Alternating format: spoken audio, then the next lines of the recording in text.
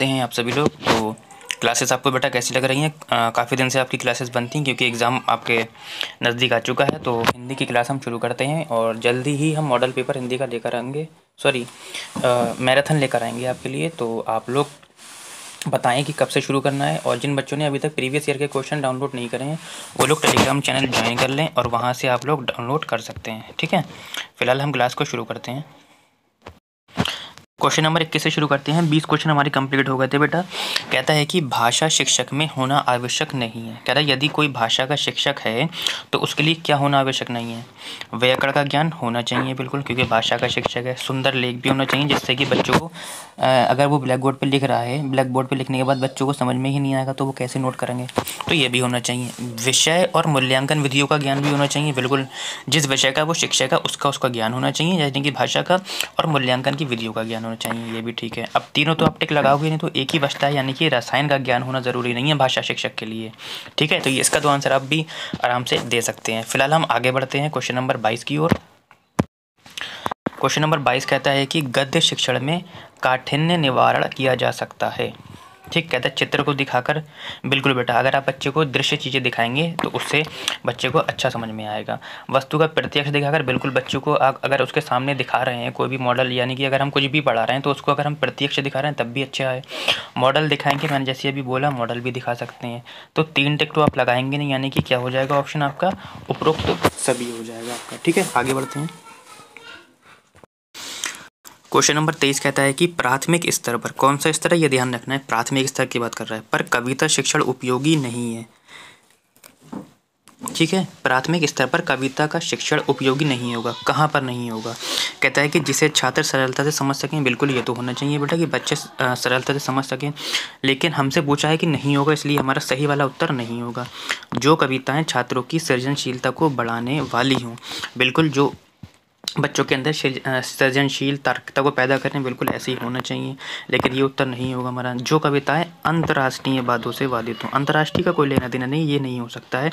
जिनमें नीति, हास्य, वीरता, देशभक्ति जैसी भावनाएं निहित हों, बिल्कुल ये भी आपका ठीक है। तो यानी कि ऑप्शन जो हमारा होगा क्या होगा बेटा? सी हो जाएगा। क्या हो जाएगा? सी हो जाएगा। ठीक है। क्वेश्चन नंबर 24 कहता है कि भाषा सिखाने का सही क्रम क्या है? तो इसके लिए बेटा एक ट्रिक है जो आपको याद रखना है। क्या है बेटा? वो है आपकी सुबोपली।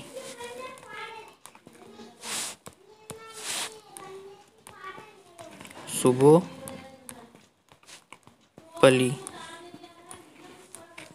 ठीक, सु से सुनना,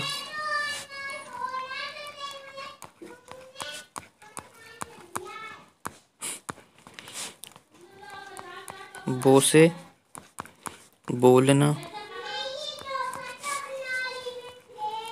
पा से पढ़ना और ली से लिखना।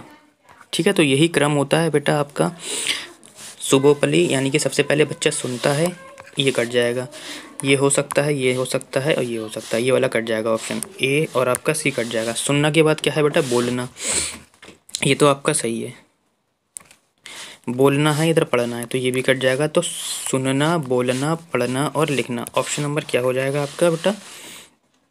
तो ऑप्शन नंबर हो जाएगा आपका बी हो जाएगा। क्या हो जाएगा? बी हो जाएगा। ठीक है, तो कलर चेंज कर देते हैं, दिखता नहीं होगा आपको, अब दिख रहा होगा। ठीक है, आगे बढ़ते हैं। क्वेश्चन नंबर 25 है। 25 आ गया, हाँ ठीक। 8वीं कक्षा यानी कि उच्च प्राथमिक की बात कर रहा है। प्राथमिक कक्षा के बच्चों के भाषा आकलन के लिए आप किसे सबसे कम महत्वपूर्ण मानते हैं? ठीक है, कहता है कि किसी कहानी को नाटक में रूपांतरित करना। बिल्कुल, कहानी जो होती है रूपांतरित कर सकते हैं नाटक में, जैसे कि घर में, स्कूल में कोई फंक्शन होता है तो उस कहानी को क्या है, नाटक में रूपांतरित कर देना, रोल बच्चों को दे देना। ये तो ऑप्शन आपका ठीक है। कहता है कि साहित्यिक समारोह का आयोजन करना। ठीक, तो यहाँ पर थोड़ा सा ये मुझे लग रहा है कि नहीं होगा। नीचे देखते हैं कि लिखित परीक्षाओं का आयोजन करना, बिल्कुल ये हो सकता है। किसी विषय पर अपने विचार प्रकट करना, ये भी हो सकता है, लेकिन साहित्य बेटा उच्च प्राथमिक स्तर में नहीं आएगा आपका। ठीक है, तो ऑप्शन क्या हो जाएगा? बी हो जाएगा। क्वेश्चन नंबर 26 कहता है कि रूपा बड़े समूह के सामने अपनी बात कहते समय क्या है, अटकती है। रूपा जो है बड़े समूह के सामने अपनी बात कहते हुए अटकती है। एक शिक्षक के रूप में आप उसकी सहायता कैसे करेंगे? यदि आप एक शिक्षक है तो आप क्या करेंगे? कहता है कि प्रारंभ में छोटे छोटे समूह में बात करने के लिए भरपूर अवसर देंगे। शब्द अवसर भी आपका पॉजिटिव है, देखते हैं। उसे बार बार समझाएंगे कि बड़े समूह में किस तरह बोला जाता है। उसमें बलपूर्वक आत्मविश्वास उत्पन्न करेंगे या उसे हमेशा बड़े समूह के सामने बोलने के लिए कहेंगे। देखो बेटा, आप उसे हमेशा बड़े समूह के सामने बोलने के लिए खड़ा कर देंगे तो बच्चा नहीं बोल पाएगा। शुरुआत कैसे करी जाती है? शुरुआत ऐसे तो करी जाती है, पहले आप उसे अकेले बोलने दीजिए अपने सामने, फिर हल्के हल्के उसके साथ बच्चे को ऐड करते रहिए, ग्रुप बढ़ता होता जाएगा। इसी तरीके से ग्रुप क्या होगा, बहुत बड़ा हो जाएगा। यानी कि प्रारंभ में क्या करना है, आपको छोटे छोटे समूह में बात करने के लिए अवसर देना है। अब नीचे वाला क्या कहता है, उसमें बलपूर्वक यानी कि दंड के माध्यम से, उसमें बलपूर्वक का मतलब ये तो हुआ जोर दे के बात कर रहा है, कट गया। उसे बार बार समझाएंगे, समझाने से बच्चा बोल नहीं पाएगा। आप क्या करेंगे, पहले स्टार्टिंग में छोटे छोटे ग्रुप बनाएंगे, यानी कि पहले उसके साथ एक बच्चा खड़ा कर दिया, फिर 2 बच्चे खड़े कर दिए। इस तरीके से उसकी झिझक क्या है, निकलती चली जाएगी। ठीक है। क्वेश्चन नंबर 27 कहता है कि भाषा शिक्षण के अंतर्गत वर्तनी संबंधी त्रुटियों का निवारण करना चाहिए। बिल्कुल, भाषा शिक्षण के अंतर्गत वर्तनी संबंधी त्रुटियों का निवारण हमें करना चाहिए। अब उसका ऑप्शन आपको बताना है, क्यों? क्योंकि वर्तनी का शुद्ध उच्चारण एवं लेखन अभ्यास करवा कर, ऐसे कर सकते हैं आप कि वर्तनी का शुद्ध उच्चारण करवाएं और फिर क्या करें, लेखन अभ्यास करवाएं, या त्रुटियों का प्रकार गिनाकर। देखो, बच्चों के बारे में मैंने आपको बताया था, गलत टिप्पणी नहीं करना है। अगर कोई बच्चा गलत कर आया है तो आपने उसके सर्किल कर दिया और गिनाया, देखो, और लास्ट में लिख दिया, देखो आपकी 4 गलतियाँ हुई, तो ये नहीं करना है आपको। ठीक है। वर्तनी के बारे में कुछ बातें बताकर, देखो बातें बताने से कुछ नहीं होगा।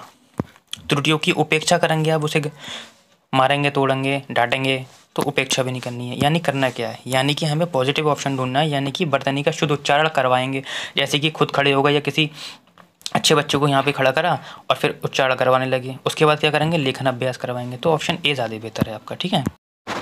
क्वेश्चन नंबर 28 कहता है कि उच्च प्राथमिक स्तर पर भाषा सीखने सिखाने की प्रक्रिया में डैश की उपेक्षा बिल्कुल नहीं की जा सकती। किसकी नहीं की जा सकती है? ठीक है, थोड़ा कलर हम चेंज कर देते हैं।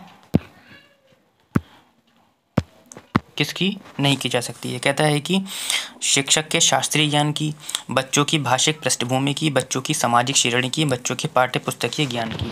देखो, वैसे तो अगर आप चारों ऑप्शन देखेंगे आपको पॉजिटिव नज़र आते होंगे कि सर हम तो किसी की भी उपेक्षा नहीं करेंगे, ना ही जो शिक्षक का ज्ञान है उसकी भी उपेक्षा नहीं करेंगे हम, बच्चों की भाषिक पृष्ठभूमि की नहीं करेंगे, बच्चों की सामाजिक श्रेणी की भी नहीं करेंगे, बच्चों के पाठ्य पुस्तक ज्ञान की भी नहीं करेंगे। लेकिन सर हम इसमें से ऑप्शन ढूंढे कैसे? देखो, वो ऑप्शन ढूंढना है जो बच्चे के लिए ज़्यादा हो।